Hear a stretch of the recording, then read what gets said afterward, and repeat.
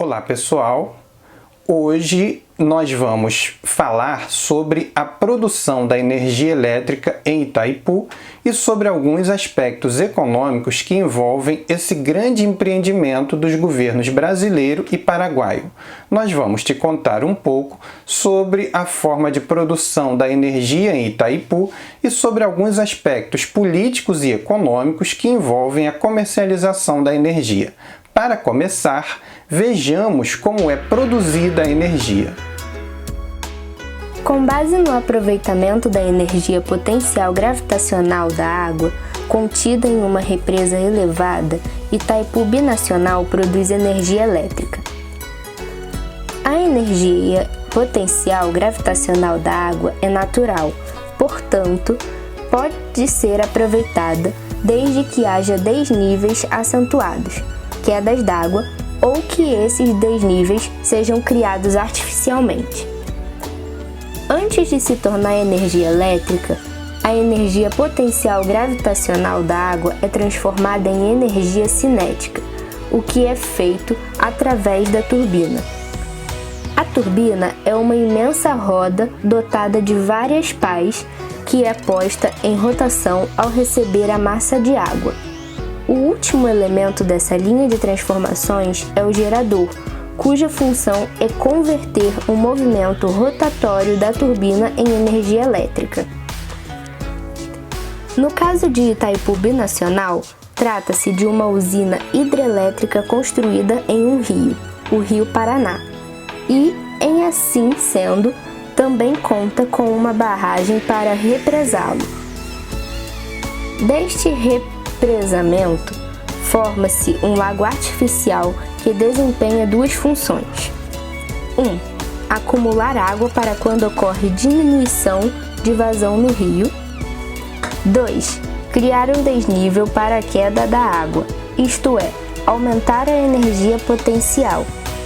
Em Itaipu, a barragem serve principalmente para criar o desnível necessário para o acionamento das turbinas, já que seu reservatório tem pequeno volume quando comparado com a vazão do rio.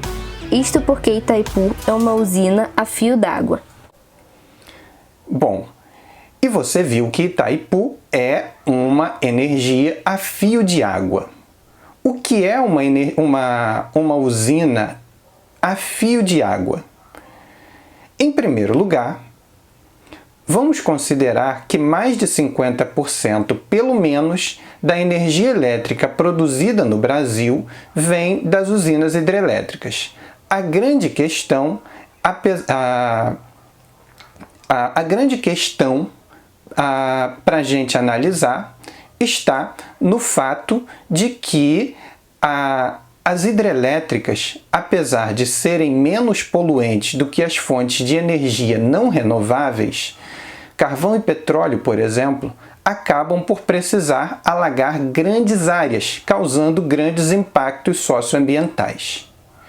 Em segundo lugar, foi por essa razão que foram projetadas as hidrelétricas a fio d'água. Essas usinas não utilizam grandes reservatórios de águas, reduzindo, portanto, as estruturas das barragens e, consequentemente, o tamanho dos alagamentos. Aproveita-se a força da correnteza dos rios para que não seja necessário, de certa maneira, estocar a água. Ainda assim, essas usinas precisam conter uma reserva mínima para manter a estabilidade de funcionamento. Além de Itaipu, são exemplos desse tipo de usina as hidrelétricas de Belo Monte, no Pará, Santo Antônio e Jirau, no estado de Rondônia. O modelo de usina a fio d'água é um modelo sustentável, com vantagens ambientais e sociais que, por outro lado, acabam por diminuir a segurança energética do país na medida em que, em longos períodos de falta de chuvas, essas usinas acabam ficando sem água ou podem ficar sem água. Voltando a entender o papel da barragem, perceba que a barragem não interrompe completamente o fluxo de água, Parte dela passa pela tomada d'água, que é a estrutura de captação da água a ser levada por condutos forçados até as turbinas. O restante retorna ao leito do rio por meio do vertedouro. O vertedouro é um sistema de comportas empregado para escoar toda a água que não é utilizada para a produção de energia. Na casa de força, funcionam os equipamentos para a produção de eletricidade, que incluem a tomada d'água, conduto forçado, gerador, sala de controle, sala de despacho de carga e salas de controle local. Depois que a usina de Itaipu começou a operar, o preço da energia foi definido através de um método conhecido como tarifação pelo passivo.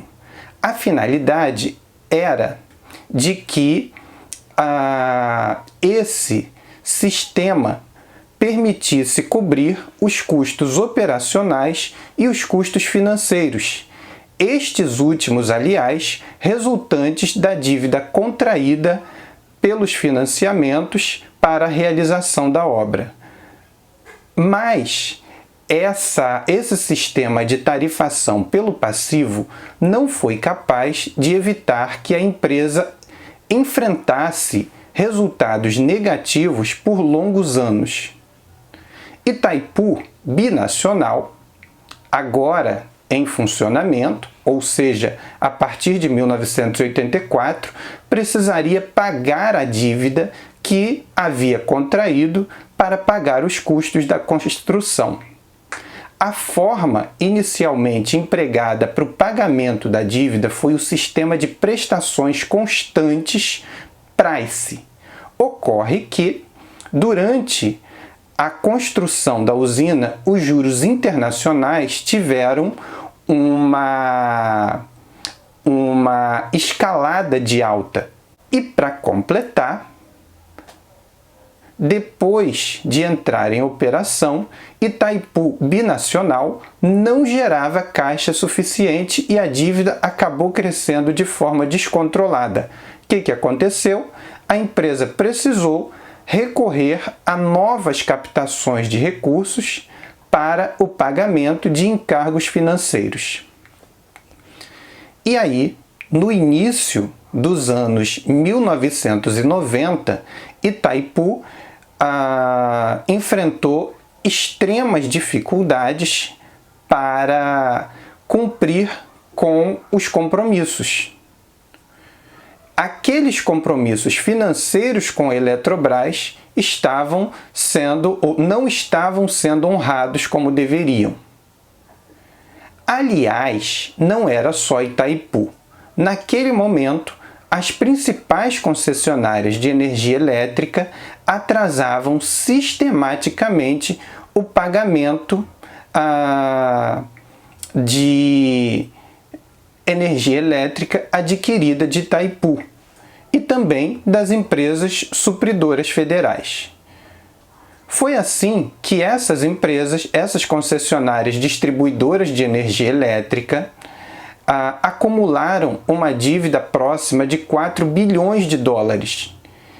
Essas tarifas defasadas e o inadimplemento quase generalizado provocaram uma desarticulação do sistema elétrico nacional durante o governo Fernando Collor de Mello, e aí, a partir de 1993, foi possível que Itaipu Binacional renegociasse ou começasse um processo de renegociação das suas dívidas, o que também aconteceu com as demais concessionárias distribuidoras de energia elétrica, o que fizeram graças à aprovação pelo Congresso e sanção pelo presidente Itamar Franco da Lei 8.631 de 93.